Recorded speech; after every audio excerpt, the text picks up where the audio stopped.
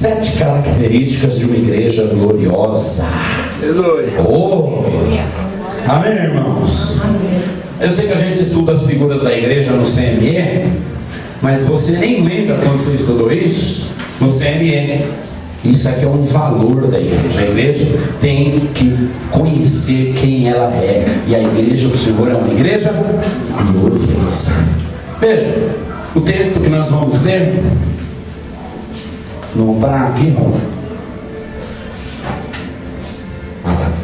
O texto de Efésios, capítulo 5, versículos 27, diz assim: para apresentar a si mesmo igreja gloriosa, sem mácula, nem ruga, nem coisa semelhante, porém santa, sem defeito. O tema do livro aos Efésios na Bíblia é igreja. O Novo Testamento mostra 11 figuras da igreja. Só no livro de Efésios tem 9. E aqui nós vamos compartilhar 7. Porque nem vai dar para compartilhar as 11. E as 9 também, né? Muito 7 já é uma coisa desafiadora para mim. Mas nós vamos compartilhar 7. Dessas 7 deve estar a nossa vida. Tudo na nossa vida tem que fluir. As 11, é claro, mas essas 7 definem muito a vida cristã. Porque a igreja, ela é a coisa mais magnífica que foi criada. É por isso que ela é a mais perseguida de tudo que se persegue. A igreja sofreu abusos. A igreja já foi perseguida terrivelmente. A igreja foi e é negligenciada em larga escala. Pastor, mas e o que o senhor tem a dizer sobre as falhas da igreja? As falhas da igreja acontecem por causa da nossa iniquidade. Só que mesmo com as falhas da igreja, ela ainda é um instrumento escolhido por Deus para abençoar o seu povo. E tem feito isso por 2000 anos. A igreja durará toda a eternidade, porque Deus se chamou de instrumento, escolheu ela como ministério. A igreja é a maior força nessa terra. Sabe, irmãos? Não é o dinheiro, não é a inteligência, não é a psicologia, não é nada de outra religião. A maior força dessa terra é a igreja. Toda hierarquia espiritual que é confrontada pela igreja se dissipa. Mas toda hierarquia espiritual que não é a igreja nunca dissipou a igreja. Você sabe, a guerra contra a igreja é de tudo que existe que não é igreja espiritualmente. E a igreja nunca foi derrubada. Os maiores crescimentos da igreja é marcado nos seus tempos de perseguição. É como se Deus não passe. Tá bom, então, persegue para valer. Aí vem a perseguição dura, aí a igreja cresce cada vez mais. É como se Deus estivesse dizendo: eu vou deixar para crescer quando vocês atacam. Porque a igreja é a maior força dessa terra. Tudo que a igreja enfrenta e tudo que a igreja persevera enfrentando, ela conquista. Tudo. Agora veja, quais são essas características, esses nomes da igreja, que significa eu e você? O primeiro deles é o corpo de Cristo. A igreja é o corpo de Cristo. Olha o versículo, Efésios 1, do 22 ao 23. E pôs todas as coisas debaixo dos pés, e para ser o cabeça sobre todas as coisas, o deu à igreja, a qual é o seu corpo, a plenitude daquele que a tudo enche em todas as coisas. Então, ele pôs tudo debaixo dos pés, e ele se tornou a cabeça. Quem é ele aqui? Jesus. Sobre tudo, todas as coisas, ele deu para a igreja. Todo domínio, toda autoridade, a qual é o seu corpo, a plenitude daquele que tudo enche em todas as coisas. Então veja, o Senhor chamou a igreja, formou ela como corpo, se tornou a cabeça dessa igreja, e colocou tudo debaixo dos pés. Essa expressão debaixo dos pés tem um significado muito claro. Por que estar embaixo dos pés? Porque você está sobre, acima, maior. Numa escala de valor, você vale mais. Numa escala de força, você ganha. Então você está sobre. Qualquer outra coisa está embaixo dos seus pés. E quem é capaz, então, de estar sobre todas as coisas? O corpo de Cristo. Ah, então a igreja está acima de tudo. Sim, quando Cristo é a cabeça. O que é ser a cabeça? Uma dessa aqui? De algumas redondas, de algumas... deixa pra lá. Não é isso.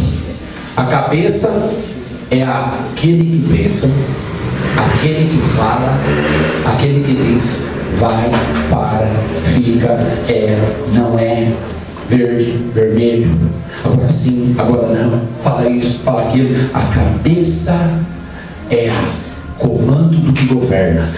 Cristo é o comando da sua vida cristã. No corpo de Cristo você é imparável, imbatível, insubstituível, maior e mais forte que tudo. Basta Cristo ser a cabeça. Diz aleluia. Aleluia. Agora, a igreja, como plenitude de Cristo, tem um significado. Quando Deus quer revelar alguém quem Ele é, Ele mostra a igreja. Deixa eu te dar um exemplo. Suponha que alguém quer conhecer o Everton lá na França, e aí não existe tecnologia, não tem internet, não tem celular, não tem nada disso, não tem ninguém que tira foto, não tem nem desenhista, e alguém quer conhecer lá na França. Aí a gente pega uma carta, tira um fio de cabelo dele, coloca dentro da carta e escreve: este aqui é o Everton. Fecha a carta e manda lá para a França. Quando esse fio de cabelo chegar, aquela pessoa vai olhar o fio de cabelo. Ah, nossa, interessante. Não tem o perfil que eu estou procurando. É assim? Não. Consegue-se saber quem ele é olhando o fio de cabelo? É necessário que veja o corpo. Quem é a expressão? Então, ninguém vai conhecer a Deus olhando para o céu. Ninguém vai conhecer a Deus dobrando o joelho e fechando os olhos. Ninguém vai conhecer a Deus simplesmente olhando para Deus e falando: cadê o Senhor? Me mostra. Deus decidiu em Cristo que a única forma que você vai conhecer a Deus é olhando o seu corpo. E quem é o corpo de Cristo? A igreja. Sabe onde Deus está? Na reunião da igreja. Diz aleluia com mais alegria. Aleluia. Glória a Deus. Aleluia na nossa criação, irmão. Um negócio tão poderoso. A sua célula é Deus se mostrando para o mundo. Glória a Deus. Você acha isso pouco? Pastor, eu nunca pensei assim. Então pense e comece a levar lá todo tipo de gente, porque você pode achar aquela célula mesma coisa, tudo de sempre, mas aquelas pessoas vão ver Deus ali dentro. Aleluia. E vão ser libertos por Ele, e vão ser curados por Ele, e vão ser tocados por Ele, e a vida vai ser mudada por Ele, porque para nós é um ajuntamento que nós já acostumamos, mas ali é o corpo de Cristo, no qual este Cristo é a cabeça. Aleluia. Essa é a igreja. A igreja do Senhor Jesus, quando você reunir com os irmãos, reúne com fé, porque você não está mostrando uma reuniãozinha qualquer, você está mostrando o que Deus tem de melhor para dar a Ele. Glória a Deus. Sabe, irmãos, é a expressão. O corpo é a expressão. Agora, acontece um problema com o corpo. Você sabe, o corpo morre. O corpo morre. Qual é o nome de um corpo morto? Cadáver. Cadáver. Defunto. Se há algum outro nome que é científico, eu não sei. Mas o corpo morre. E o que acontece quando o corpo morre?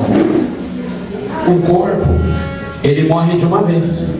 Mas o seu estado totalmente morto, ele é decretado por 3 estágios. O término do corpo. O término do corpo tem que passar por 3 estágios. A primeira coisa, quando o corpo morre, ele fica frio. Um corpo morto é um corpo frio. É por isso que se você for na culpa em líder ou em pastor e falar, eu estou frio, não tenha orgulho disso, tenha vergonha, é morto. Primeira expressão de um corpo que morreu é ficar frio. Estou frio, não consigo mais sentir. Um corpo morto fica frio, não consegue mais sentir. A segunda expressão de um corpo morto, ele esfria e depois ele vai ficar enrijecido. Pastor, o que é enrijecer? Ficar duro. Eita, tem carteira morta demais por aí. Carteira dura. Que o Senhor venha com prosperidade, aleluia. Honra o comunicador financeiro. É só para a gente levantar, que eu não falo de defunto. Um corpo morto que está frio, agora ele começa a ficar duro, enrijecido. Sabe o que é um crente frio? Que não esquenta da sua frigidez. É um crente que começa a ficar duro, imparcial, já não tem mais pique. Se foi, tá bom. Se não foi, tanto faz. Foi porque não foi. E agora, não sei. Tanto faz. Vamos ver o que vai dar. Deus é sorte. É um corpo morto, mas está tudo morto, que agora está até duro. E o terceiro estado de um corpo morto, enrijecido, ele começa a ter um estado de decomposição. Começa a se decompor, se desfigurar, perder a identidade. O crente duro, frio, começa a perder a identidade. Quem o olhava antes e lembrava da igreja, agora só vê mundo, só vê coisas mundanas, só vê atitudes mundanas. Quem ouve ele falar, só ouve coisas mundanas, coisas do mundo caído, do qual um dia ele foi levantado. Um corpo morto é a pior coisa que tem para Deus, porque um dia foi o corpo de Cristo, a expressão do corpo de Cristo, e agora é uma vergonha do corpo de Cristo. O Senhor falou assim: Deus é o ressuscitador de corpos mortos, e hoje é dia dele de ressuscitar. Sabe, irmão, não tem morto que Deus não levanta. Pode estar só a faísca, só a última cinzinha para o vento levar. Ele um dia chamou o profeta Ezequiel e falou: está vendo esse monte de osso? Precisou virar gente e vai virar um exército. O profeta falou: vento dos 4 cantos, sopra sobre estes ossos e se torne um exército. E começou a juntar osso para lá, osso para cá, encheu de carne, levantou um exército e ele disse: assim eu farei a Israel. Aleluia. Você pode ser um monte de osso largado por aí. Deus te levanta e te põe de novo no exército. Essa é a força do corpo. Aleluia. Então essa é a primeira característica da igreja. A segunda é que a igreja é a obra-prima de Deus. A poema. Olha o texto, Efésios 2:10. Pois somos feitura dele, criados em Cristo Jesus para boas obras. Criado para quê, irmãos? Para boas obras, as quais Deus de antemão preparou para que andássemos nelas. É tão sério essa questão da poema, porque Deus nos fez para boas obras, mas Ele já preparou de antemão o caminho das boas obras. É só andar nesse caminho. Se você andar nos caminhos do Senhor, você andará nos caminhos das boas obras. Se quem olha para você não está vendo boas obras, é porque você está desviado. Retorne hoje do caminho, porque as boas obras não dependem de mim e nem vem de você, ela já está no caminho. É só entrar nele. Essa palavra feitura é uma palavra grega que se chama poema, que também deriva aqui do português poema. Só que poema na língua portuguesa é simplesmente uma fala bonita com estrofes, etc. Mas essa palavra em si não significa só isso. Poema, que é poema, significa a obra-prima, a obra de primazia. Então, se nós fôssemos traduzir esse versículo, ele ia ficar assim, ó: somos obra-prima dele, criados para Jesus e para boas obras. Deus criou o céu, Deus criou a terra, Deus criou o mar, Deus criou tudo. E Ele olhou o mar, que lindo, e a terra, glórias. E Ele olhou assim o céu azul, que bonito, e o sol com a lua, todos os seus conjuntos formados 24 horas, 360, rotação, e lá, lá, lá, e lá, lá. E Deus falou: que tremendo, que maravilhoso. Aí alguém fala: mas Deus, qual foi a obra mais bonita que o Senhor criou? O que o Senhor fez de mais importante, de mais especial? Deus não hesitará, Ele vai dizer: a minha melhor obra é a igreja. Aleluia. Glória a Deus. Oh, olha para quem está só falando: você é a melhor coisa que Deus fez. Aleluia. Oh, sabe, irmãos, isso é nós. O que significa obra-prima? Obra-prima, se a gente for pegar o exemplo de um pintor que pinta muitos quadros, a obra-prima é aquele quadro que ele mais valoriza, que tem o maior valor. Se a gente for pegar um escritor de livro, a obra-prima é o melhor livro que ele escreveu, é aquele que mais teve resposta, o best-seller dele. Então a obra-prima é a melhor coisa que se pode fazer. Agora, para que serve uma obra-prima? Eu vou te falar uma coisa, irmão. Se tudo numa obra-prima for ver aqueles quadros lindos, porque aqueles quadros lindos, para mim, não tem sentido nenhum. É uns rabiscos esquisitos que eu não dou R$1, mas aquilo vale milhões. Agora, veja bem, para que serve uma obra-prima?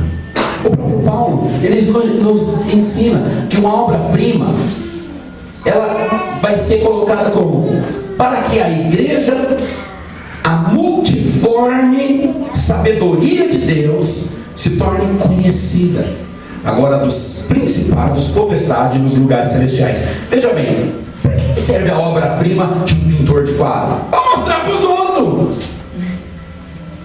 Você já pensou, você pinta o melhor quadro que esse planeta já viu, só que você resolveu: não vou mostrar nunca para ninguém. Vai ser o melhor? Não. Só vai ser o melhor se a maioria de pessoas ver e a maioria de pessoas qualificar. Agora, a igreja é obra-prima? Sim. Para quê? Para mostrar para os outros. Deus nos fez uma obra-prima para nos mostrar para os outros. Você sabe o que Deus quer? Que você se apareça. Deus quer que a gente fique se aparecendo por aí. Esse é o maior desejo de Deus. Filho, já te enchi de glória, agora começa a aparecer, começa a se exibir, começa a se mostrar. Essa é a minha obra-prima, eu preciso te mostrar para esse planeta inteiro. Isso é que é a obra-prima. É vista por muitas pessoas. Agora, obra-prima é para ser exposta e mostrada para todos. Uma igreja, ela é composta de quê, irmãos? O que tem numa igreja? Eu quero perguntar para ele, dá umas erradas aí. O que tem numa igreja? Talvez vai errar mesmo. Olha, uma igreja, ela tem homens, mulheres, adultos, jovens, adolescentes e crianças.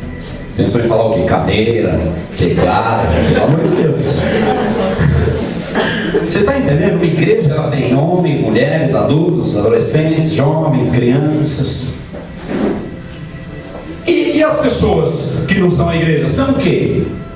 Homens, mulheres, adultos, jovens, adolescentes, crianças. Então a igreja e as pessoas são parte de um mesmo elemento, sim ou não? Mas qual é a diferença nesses dois quadros que parecem ser igual? A igreja tem a mão de Deus por trás. Aleluia. Glória a Deus. A igreja tem a presença de Deus por trás. A igreja tem a vida de Deus dentro. Aleluia. A igreja tem as obras de Deus que acompanham. A igreja tem a unção de Deus que vai junto. Glória a Deus. Então, se você pegar uma pessoa espiritualmente com problema, doente, desanimada, com dores, e colocar pessoas do bem ali para querer ajudar, elas vão tentar muitas coisas. É possível que elas não consigam fazer nada. Mas se você pegar a igreja e levar para essas pessoas, elas vão chegar e dizer: em nome de Jesus, vai mudar, porque cheguei aqui e onde eu ponho a mão, o Senhor põe a mão, e é natural que aquelas problemadas acabem e venha a áurea, e venha a glória, e venha a unção, porque a igreja é a obra-prima para ser mostrada. Aleluia. É assim que o Senhor quer nos mostrar. Aleluia. Em elementos somos todos quadro pintado, mas na hora de aparecer, em nós uma unção que eles não têm. Glória a Deus. Oh! Por isso somos a obra-prima, porque a pessoa mais bondosa deste planeta não pode curar um doente. A pessoa mais inteligente deste planeta não pode convencer uma pessoa espiritualmente com problema. A pessoa mais forte deste planeta não pode evitar confusões e encrencas em ambientes. Mas a pessoa mais simples da igreja pode entrar nesses ambientes e com a sua música, com a sua oração e com a sua pregação mudar tudo, transformar tudo, porque é uma obra-prima. Um quadro simples, um quadro humano, um quadro ainda com defeitos, mas que carrega em si a essência do Todo-Poderoso. Isso é você. Louva o Senhor. Palavra. Glória a Deus. Aleluia.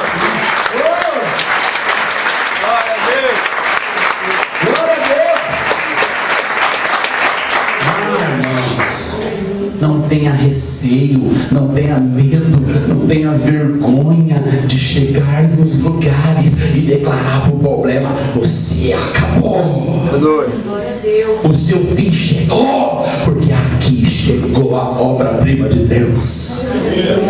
Eu vim trazer o que eu tenho. Você só pode dar o que você tem. Nós temos tudo que Deus tem e podemos dar quanto quiser, porque Ele nunca acaba. Oh, aleluia. Aleluia. Terceiro, a igreja é o reino de Deus. Nós falamos aqui na música: teu reino vem, teu reino vem, teu reino vem, teu reino vem, teu é o poder, a glória e a força para sempre. Amém. Por quê? Porque nós somos cidadãos do reino. Mesmo em Efésios, todo em Efésios, Paulo, tão inspirado para escrever esse livro, ele diz assim: assim já não sois estrangeiros e peregrinos, mas concidadão dos santos. O que é um concidadão? Um concidadão é um morador de um país. Na época de Paulo, não existia esse nome país, então não tinha países. A circunscrição, ela dividia como reino e império. Então você tinha reinos e império. Império Romano, reino de Israel, reino da Espanha, reino da Itália. Então tinha os reinos e tinha os impérios. É por isso que na Bíblia a gente vai ter a figura do reino e não a figura do país. A palavra nação é apenas uma interpretação dessas duas. Então, o reino é uma área demarcada aonde vive determinadas pessoas. Então, o reino, ele tem suas subdivisões. O termo concidadão indica um reino, pois ser concidadão refere-se a participar de certos direitos civis e está sempre relacionado com uma nação. Então, A igreja é o reino de Deus e nós somos cidadãos deste reino com direitos e responsabilidades. Então tem duas coisas dentro do reino: direito e responsabilidade. Nós sendo do reino, nós temos direitos, mas nós sendo do reino, nós temos responsabilidades. Primeiro, os direitos do reino. Quais são os direitos do reino? No reino só tem direito aquele que nasceu nele. Então, para você ser parte do reino de Deus, você precisa nascer no reino de Deus.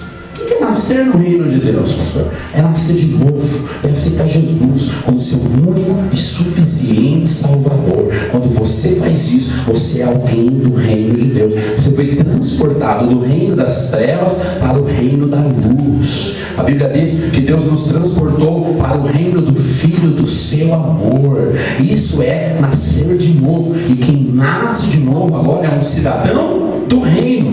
Agora, nós temos direitos de acesso ao trono. Irmãos, ter direito de acesso ao trono é uma das coisas mais fundamentais para alguém no reino. O que é ter direito de acesso ao trono? O trono de Deus é o trono que julga e que decide. Então, você vai poder chegar diante de Deus, no trono de Deus, e colocar a sua vida no altar. E naquele momento, Deus ele vai julgar você e definir como você sairá de lá. Agora veja, suponha que você chegou agora no trono de Deus, e você então ajoelhou diante do trono. Aí vem o Senhor Jesus e olha para você, e Deus está sentado no trono, e Ele vê seus muitos pecados, porém não vai te condenar por nenhum, porque o Senhor Jesus já os pagou, já os lavou na cruz. E você confessa os seus pecados ali, e o sangue do Cordeiro te limpa. Então naquele momento que você está diante do trono, você está agora limpo. Embora chegou lá sujo, você está agora limpo. E uma vez que você está limpo, Deus não vai te despedir de mãos vazias. Ele vai te levantar, Ele vai te abençoar e Ele vai falar: vai em paz. Isso é ter direito no trono. Quem pode chegar no trono de Deus? Quem é cidadão do reino. Mas Deus não abençoa todo mundo. Abençoa todo mundo. Mas você sabe, se a gente tiver uma epidemia de doença aqui no Brasil, os Estados Unidos podem mandar vacina de graça para ajudar aqui no Brasil. Mas não significa que nós temos direito no país dos Estados Unidos. Então Deus também abençoa os povos que pedem a bênção, mas não significa que todo mundo vai chegar diante do trono. O trono é para quem é filho do reino. Isso é um direito do reino. Outro direito do reino é que nós podemos ter as nossas orações respondidas. Eu estava meditando nisso, eu falei: Deus ouve oração, mas Deus ouve a oração de todas as pessoas. Como que pode ser um direito do reino ter as orações respondidas? Veja só, uma coisa é eu, lá da minha casa, escrever uma carta pedindo ajuda para o prefeito e mandar lá para o prefeito. Qual é a minha chance de receber a ajuda do prefeito? Eu deixo a ira sair. É bom deixar a ira sair. Sabe, eu estou aqui em casa, eu preciso da ajuda do prefeito. Não, mas nessa época acho que o prefeito vai ajudar. Não. É por época, né? Política, Deus não é político. Aí eu escrevo a carta e mando. Eu tenho chance dele me ajudar? Sim. Mas eu tenho chance dele não me ajudar? Tem. Agora, qual é a diferença do filho do prefeito, na casa do prefeito, falar: pai, eu preciso disso? Qual é a chance dele ser ajudado? O Filho de Deus, quando fala em oração, ele fala na casa do Pai. Ele não está do lado de fora. Deus, tomara que o Senhor me ajuda, faz alguma coisa por mim, acaba com essa má sorte. Deus é bom, Deus pode fazer, mas é difícil por mim. O Pai muitas vezes já até fez. Então a oração no reino é diferente da oração fora do reino. Nós somos o reino de Deus. Estamos no reino de Deus e oramos no reino de Deus e Ele nos abençoa como Pai. Aleluia. Vou ter que avançar. Temos também obrigações no reino. Aleluia. Que obrigações são essas? 2 Coríntios 5:20. De sorte que somos embaixadores em nome de Cristo, como se Deus exortasse por nosso intermédio, em nome de Cristo. Pois rogamos que vos reconcilieis com Deus. Então nós somos embaixadores. Essa palavra embaixador é a mesma que você ser um diplomata do seu país no país estrangeiro. Então, um sujeito diplomata é enviado do Brasil para ser um embaixador brasileiro lá na Itália. Então, lá na Itália, aquele diplomata responde pela embaixada brasileira. Lá ele ajuda brasileiros, lá ele conhece os brasileiros, lá ele responde pelo Brasil e assim vai. Isso é o embaixador. Então, o embaixador é aquele que apresenta o reino para quem não tem o reino. Como filhos do reino, nós temos que apresentar este reino para quem ainda não tem. Isso é um embaixador, isso é um dever no reino. Agora, esse representante, esse embaixador, ele tem que ter algumas funções, algumas obrigações. Primeiro, ele precisa representar o seu país. Nós temos que representar o nome de Jesus. Esse embaixador, ele precisa ter uma boa aparência. Nós precisamos ter uma boa aparência. Se na hora da xingação e na vontade de pôr fogo na firma, você que é cristão, é o que está com o álcool na mão e o isqueiro, você é uma negação para a embaixada. O Deus que pode salvar o dono da firma e mudar a firma não vai poder te usar. Você quer queimar de vivo. Ser embaixador não é sério. Mudou de lado a pregação? O embaixador, ele tem que andar adequadamente. Não pode andar de qualquer jeito. Não andar de qualquer jeito no reino de Deus é não andar em qualquer lugar. Ouça, Deus não te quer andando em qualquer lugar. Tem lugares que Deus não quer te ver lá. Tem lugares que Deus não te chamou para ir. Tem lugares que não faz parte do seu perfil. Tem lugares que não combina com a obra-prima de Deus. Não leve esse quadro precioso para onde Deus não quer que você o leve. Pastor, mas tem que converter as pessoas lá. Para converter, Deus usa missionário, não andarilho. Andarilho é quem vai com os pés tortos. Missionário é quem vai numa missão. O Senhor nos ensinou, irmãos, que a ovelha que machuca cai no buraco.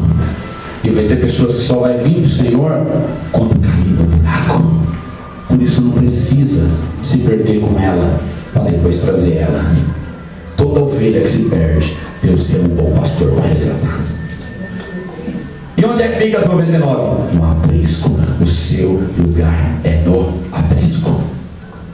Onde é o aprisco? A vida de Deus, a comunhão com os irmãos, a vida do Senhor, as células, o culto, o andar com Deus. Seu lugar é no aprisco. Isso é um embaixador.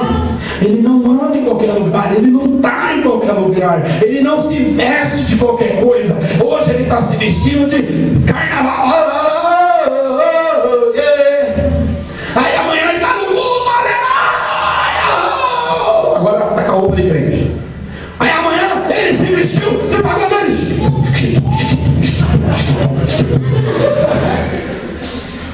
Não, o reino tem as suas próprias roupas. Aleluia. As roupas do reino é santidade, é unção, é glória, é presença, é ser um quadro para ser mostrado. Aleluia. Glória a Deus. Se é para ser crente, é para ser que nem esse irmão aqui, ó. Se é para ser crente, é para ser bom que esse aí. Você é crente. Esse aí nós conhece os caminhos dele. Esse aí nós conhece a honestidade dele. Esse aí nós conhece a caminhada dele. Esse aí nós sabe onde ele está. Esse aí nós sabe o que ele fala. Isso é a roupa do embaixador de Cristo. Aleluia. Porque infelizmente alguns embaixadores do reino envergonham o reino. Mas eu vou te falar uma coisa. Nem todos os embaixadores do reino envergonham o reino. Há muitos que honram esse reino. Eu decidi olhar para quem honra o reino. Eu ando com gente que honra o reino.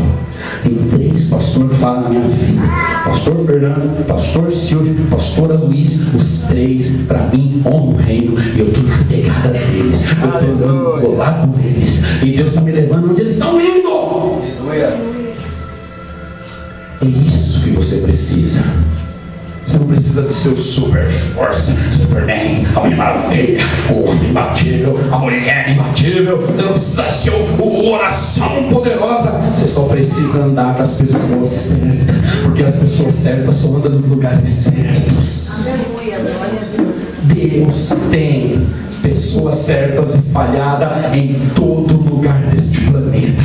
Não teremos a desculpa de dizer eu não tinha para quem olhar. Você tem. Você tem para quem olhar. Por isso, faça isso. Olhe para as pessoas certas. Ande com elas. Elas vão te guiar. Porque a vida cristã é uma vida de uns aos outros. Eu sou usado por Deus para guiar alguns, mas Deus usa alguns para me guiar. Não preciso me perder com quem está perdido. Não preciso. Veja, isso é um dever no reino. Duro, difícil. Concordo. Mas é um dever. E aí eu vou ter que almoçar. Porque essa conversa do reino baixou o aleluia. Eu não vou falar que a igreja é a família de Deus. Fala aleluia. Oh, amém. Melhorou. Olha Efésios 2,19. Assim já não sois estrangeiro nem peregrino, mas concidadãos do santo, sois da família de Deus. Você sabe, irmãos, você pode ter problema na família. A Bíblia mostra uma família problemática, que é a família do filho pródigo. Mostra 3 figuras de uma família: o pai, amoroso e bondoso, e 2 filhos. Um filho errado de um jeito e um filho errado de outro jeito. O filho pródigo é aquele tipo esperto que pediu a herança do pai para sair fora, porque a casa era muito chata. Eu não gosto dessa casa, isso aqui é muito sem graça. Eu gosto da zoeira, me dá meu dinheiro, quero ir embora. Desejo que você morre, mas você não morre, então me dá a herança. E esse menino foi embora. Foi embora, aprontou tudo, gastou todo o dinheiro, virou mendigo, foi cuidar de porco. E um dia falou: não, vou voltar para meu pai. Se ele quiser eu como empregado do meu pai como melhor que eu. E ele voltou. E o pai amoroso recebeu ele com muita alegria, beijou, rolou no chão, abraçou. Aí se levanta o outro membro da família, que é o irmão. Olha, esse cara aprontou tudo, esse cara aí, picareta, ladrão de herança, voltou, agora vem a festa. Nunca ganhei uma festa. Veja, isso é uma outra pessoa da família. Fica esperando merecer. É todo certinho, ele é todo certinho. E ele quer que Deus olhe como ele é certinho, bonitinho, para dar para ele. Mas Deus escolheu outra forma de dar. Porque se a forma de Deus para dar é o merecedor, ninguém merece. Deus escolheu, então, pede e dá-se-vos-á. Busca e encontra, bate e abre. Só que aquele menino mais velho não pedia, não buscava e não batia.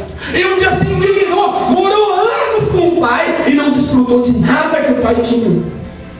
Então veja, estar numa família boa nem sempre pode ser uma boa.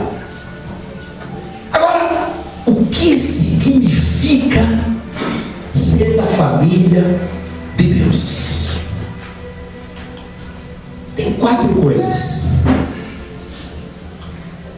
que eu quero te dizer sobre o que é estar na família de Deus. A primeira delas é que somos filhos de Deus. Olha para quem você vai falar: você é filho de Deus. Irmãos, quando Jesus batizou, desceu uma pomba no ombro dele. E aí, a voz veio do céu e falou: esse é meu filho amado, em quem eu tenho muito prazer. Sabe, Jesus era o unigênito de Deus, o Filho único. Mas quando Ele morreu na cruz e nos levou para Ele, Ele se tornou o Filho primogênito de Deus, primeiro de Deus. Nós somos o segundo e o terceiro, o quarto, e a fila vai longe. Então nós somos um Filho de Deus, igual Jesus é Filho de Deus. A diferença é que Jesus é o primeiro e nós viemos depois. Agora veja, Deus tem muito prazer nos seus filhos. Aleluia. Em Jesus e nos outros todos. Então, quando você é da família de Deus, você descobre que você é filho de Deus, e você descobre que Deus tem alegria em você. E aí você levanta e fala: Deus me ama e eu vou viver o melhor dia da minha vida. Isso não é profecia positiva. Isso não é acender vela azul numa luz azul e falar vai dar tudo certo. Isso é a verdade de um filho que mora numa casa. Então, sabe, ser da família de Deus implica em que você saiba que você é filho de Deus. Porque você pode viver a vida inteira como filho de Deus e nunca ganhar de Deus um cabrito, como foi o filho mais velho. Por favor, tem irmãos que falam: pastor, eu não entendo aquele sujeito da igreja picareta, conhece as picaretas dele, e Deus abençoe ele tanto. E olha aqui, tanto que eu sofro. O Senhor conhece meus dízimos. Olha como nós conto suas coisas. É porque ele tem bastante erro, mas é filho. Sabe onde é a casa do pai? Sabe quem é o pai? De vez em quando toma uma cintada, tomou algumas agora há pouco. Não tem. Apanha, chora, se arrepende e fala: pai, tá bom, eu não tenho jeito mesmo, eu estou errado mesmo, mas pai, eu preciso que o Senhor me dá, eu preciso que o Senhor me abençoe, eu preciso que o Senhor me cuida, faz em mim, opera em mim, eu estou aqui, e Deus faz, por quê? Porque é filho. Aleluia. Pai até dá uma surra no filho, mas não expulsa de casa. Pai, tá? Não manda embora, não chuta, não põe para dormir na casinha do cachorro. Não. Dá uma surra, dá um esfregão, mas não deixa de ser filho. Então você tem que saber que você é filho. F-I-L-H-O-S. Se for todos aqui. Filho. Segunda coisa que tem que ter uma família: o filho tem direito a uma herança. Eu sei que você pensa que herança é uma coisa que acontece assim: quando meu pai morreu, eu recebo a herança. No nosso caso aqui, não é nem sonho esse tipo de coisa, né? Porque alguns aqui ajudam o pai, mas tudo bem. Vamos voltar para aleluia, que o nosso pai é Deus. Só que tem um grande problema se você pensar desse jeito, viu, dele? Deus não vai morrer. Você não vai pegar essa herança nunca. Agora, herança não é assim. Só quando o pai morreu agora. Herança é os bens dos pais distribuídos aos filhos. E como que Deus distribui os bens? Olha só, Deus ele te toma por adoção. Tem gente que pensa que a gente é filho adotado. Não, isso é uma bobeira terrível. Deus ele te assume como filho de adoção. Isso é o poder do filho. Como funciona o poder do filho? Eu tenho a ele e o Samuel. Como eu erro todas as idades, então é uma criança e uma adolescente. Suponha que eu tenho 5 empresas e uma empresa minha está avaliada em $300 mil. Que empresa, né? Eu pego o Samuel e levo ele, ponho uma gravata nele, uma roupa social, e levo ele com uma malinha pequenininha, senta ele numa mesa e fala: filho, hoje o pai está te dando essa empresa, você vai ser aqui o dono, o acionista por 51%, você manda em tudo, você assina, você manda em você decide aqui as coisas. Então a partir de hoje isso aqui é seu. Ele vai ouvir, não vai entender nada. Ele vai pular da cadeira porque ele inquieta, ele vai falar: pai, ele tem um brinquedo aqui. Quero um brinquedo, tem um tablet, tem um celular para mim. Por quê? Porque ele é uma criança. Irmãos, empresa acionista. Tem sentido isso? Isso é uma tolice. Agora, suponha que ele tem 21 anos, casou-se, homem de Deus, mulher de Deus, firme no Senhor. Aí eu falo: filho, hoje eu quero te fazer uma surpresa.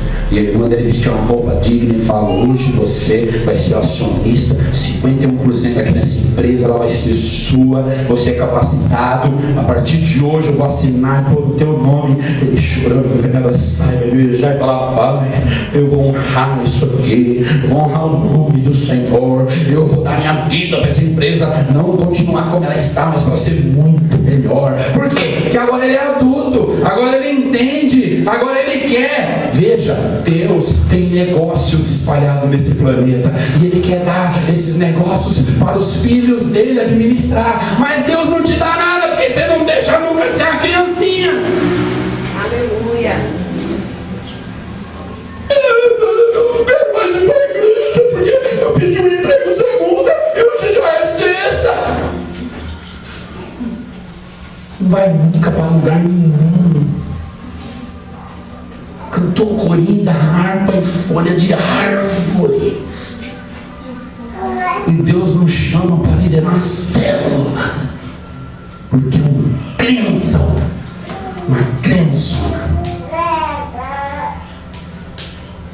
Aí chega um outro, 6 meses na igreja, tem identidade, tem glória, tem fogo, honra o líder, tá junto, tem aliança, vai virar pastor. Olha só quem entrou no teste. Esse aí chegou faz 6 meses. A questão não é quanto tempo, é como você cresceu. É que tipo de filho você é nessa casa. É que tipo de identidade você tem com seu pai. É que tipo de estado adulto você assume. Já era para estar casado, já era para ter filho, já era para estar governando, já era para estar reinando. Sabe, irmãos, por favor, cresce. Cresce, Deus tem pressa. Deus precisa governar estados e nações e reinos deste planeta. Ele precisa dos seus filhos assumindo os seus negócios. Deus conta comigo e com você. Oh, eu juro que eu queria ser uma palavra cheia de aleluia. Filhos têm a chave da dispensa. O que é ter chave? Dispensa é um negócio antigo. Para você ver que eu não sou tão antigo, eu não sei o que é dispensa. É mais antigo que eu. Mas era meio que um quarto que eles faziam na casa só para guardar a alimentação. E aí, o pai, como provavelmente não tinha muito dinheiro, e os filhos veio meio rápido, desculpa a palavra não, tá? Os filhos veio meio espertos, então o pai trancava a dispensa e ninguém podia roubar a bolacha ali antes da hora da bolacha ser trazida pelo pai. Então, era dispensa, mas alguns filhos cresciam e tinham maturidade, aí o que o pai fazia? Tirava uma cópia da chave e falava: ó, a chave da dispensa, você já é adulto, você já sabe o que faz, então quando você estiver com fome, você já vai lá na dispensa lá, você pode pegar o que você precisa lá, que é adulto. Vê que ser adulto é um negócio sério no reino de Deus. Se você não é, você está perdido. Você vai ser um bebê chorão no colinho dos irmãos, dos missionários, dos pastores, dos líderes, até morrer. Para, cresce. Mas olha, chave da dispensa agora. Deus te deu a chave da dispensa. Agora pode vir os doentes, porque você sabe acionar o poder de Deus, a fé, a unção. Vai vir a cura, vai vir a libertação, vai vir a graça. E Deus começa a te levantar ministerialmente para tomar posição diante das coisas dele. Filho tem a chave da dispensa. Então ser da família de Deus não tem nada a ver com essa besteirada. A igreja é a família de Deus e os irmãos dele olham para aqui. A igreja é a família de Deus e olha só, não me cumprimentaram depois eu contando, não me ligaram quando eu faltei. Isso é ruim, é verdade, mas veja lá se isso é motivo para você não gostar da igreja. O seu maior compromisso da igreja é com o seu pai. E quem está muito perto do pai não tem raiva nenhum de irmão, porque você simplesmente vai enxergar uns como criança e uns como adulto. E eu vou te falar, quando você vê uma criança fazendo criancice, você não fica com raiva, porque você fala, é criança, vai crescer uma hora e vai aprender. Precisamos entender que Deus, nessa família, nos chamou para ter um contato, em primeiro lugar, com Ele como Pai. Em primeiro lugar, é o meu Pai. E o meu Pai vai me dizer como eu lido com os meus irmãos. Não é a minha consciência, não é os meus pensamentos, não é as coisas bobas que passam pela minha cabeça. É o meu Pai. Às vezes tem aqueles irmãos que você não gosta de nenhum, aí você para. Eu estava falando da chave com a natureza. Então, agora você entendeu. Mas o que vale é o que entra no coração. Estamos terminando, irmãos. A igreja é a noiva de Cristo. Essa questão da noiva não tem nada a ver com ser uma mulher. Então você quer homem, não é porque você tem que ser uma mulher. Por favor. Veja bem o que diz aqui Efésios 31, 32. Eis porque deixará o homem a seu pai e sua mãe, unirá a sua mulher, e se tornarão os dois uma só carne. Grande é esse mistério, mas eu me refiro a Cristo e a igreja. Em outras palavras, ele está falando que o casamento que acontecerá mais glorioso nessa terra é Cristo e a igreja. Então a igreja é a noiva de Cristo. Apocalipse 2,4 diz: tenho porém contra ti que você abandonou o seu primeiro amor. O que é o primeiro amor? É o amor do casamento, é o amor do noivado, é o amor da paixão. Sua casa é quem é apaixonado. Veja só, quem aqui casaria com um noivo ou uma noiva que 11 meses de noivado deu as caras 2 vezes, não prestou atenção em nada que você disse, ficou mexendo no celular enquanto você falava e depois não voltou mais? Quem casaria com alguém assim? Eu vejo que ninguém. É a mesma coisa Deus. Está aqui para namorar contigo, porque agora é a hora do noivado. Você não presta atenção no que ele fala, não canta nada para ele, ainda fica aí mexendo no seu celular.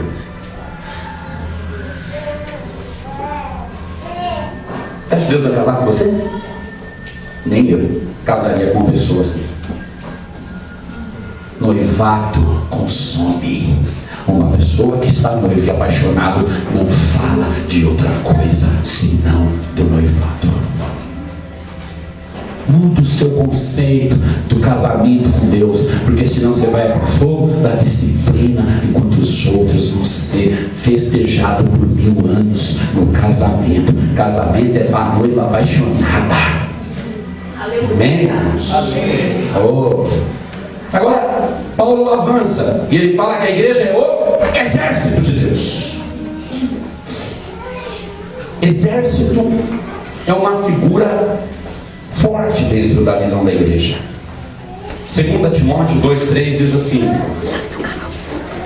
Agora é assim, quando as crianças dessa aqui já eram preparadas. Participa dos meus sofrimentos como bom soldado de Cristo Jesus. Nenhum soldado em serviço se envolve em negócios dessa vida, porque o seu objetivo é satisfazer aquele que o arregimentou. Então o Senhor chamou-nos para ser o soldado. Mas veja que na colocação Paulo coloca primeiro a noiva, depois o soldado. Primeiro vem a noiva e depois vem o soldado no exército. Por quê? Porque esses dois eles fazem uma junção. Você sabe que a igreja é um exército? Por quê? Porque a igreja marcha contra os reinos das trevas para ganhá-los para o reino da luz. Então, quem são os soldados que vão marchar com a igreja? Os soldados apaixonados. Aleluia. Às vezes você quer que a sua célula marcha, ganhe as pessoas e batiza, mas sua célula não tem paixão nenhuma. É feito de qualquer jeito, por gente de qualquer jeito, de forma de qualquer jeito, marca, desmarca, não é, hoje tem, amanhã não tem, tanto faz, e a pastinha sumiu, não sei, não interessa. Vai ganhar que guerra?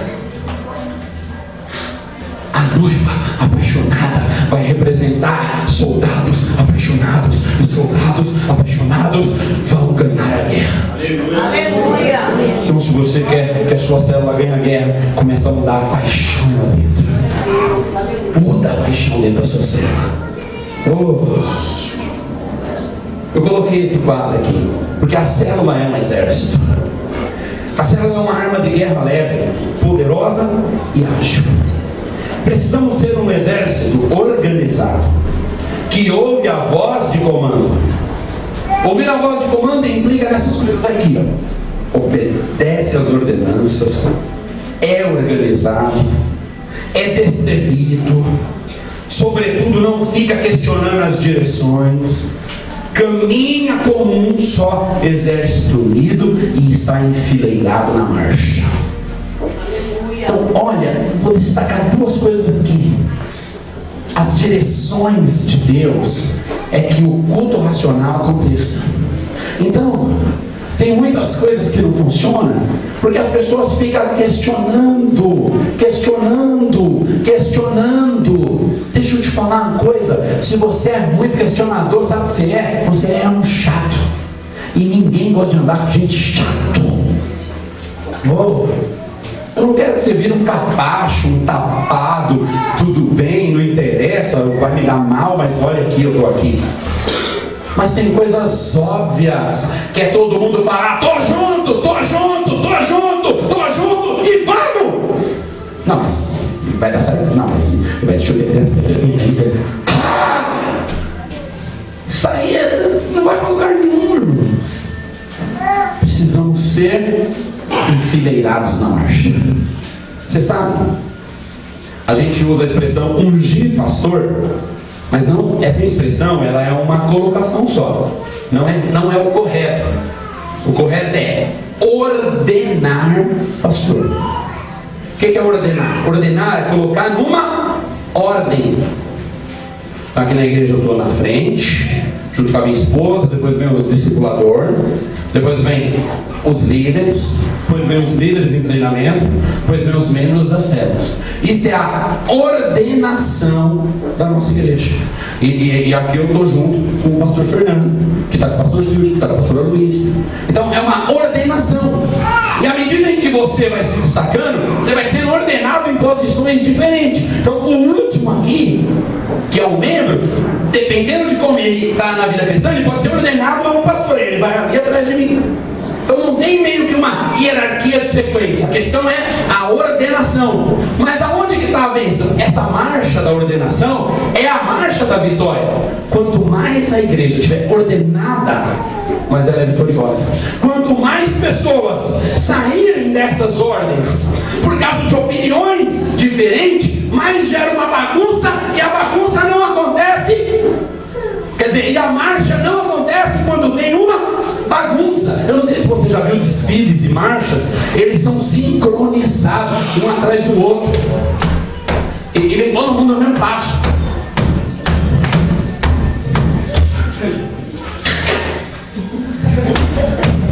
Já viu? É a sincronização da marcha. A igreja é um exército sincronizado em uma marcha, a marcha da vitória. Então, para de ficar inventando a roda, para de ficar dando tanta opinião que não tem nada a ver. Vive a vida cristã junto. Aleluia. Essa é a marcha da vitória. E para encerrar, para ir embora, a igreja é a lavoura de Deus. 1 Coríntios 3,9 diz: porque de Deus somos cooperadores, lavoura de Deus, edifício de Deus. O Brasil está experimentando uma das maiores colheitas da história.